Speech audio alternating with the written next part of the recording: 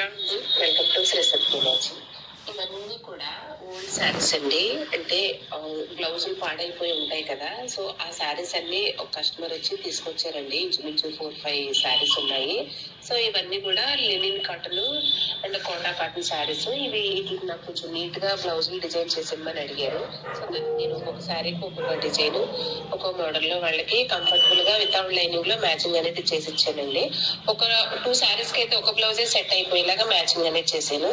So అలా 2 శారీస్ కి cotton జగ్గట్ అనేది రెడీ చేసి పెట్టానండి. అది ఒక్కొక్క శారీకి ఒక్కొక్క మోడల్, ఒక్కొక్క డిజైన్. సో ఇలా ఓల్డ్ శారీస్ కూడా మనకి న్యూగా డిజైన్ చేయించుకుంటే చాలా బాగుంటదండి.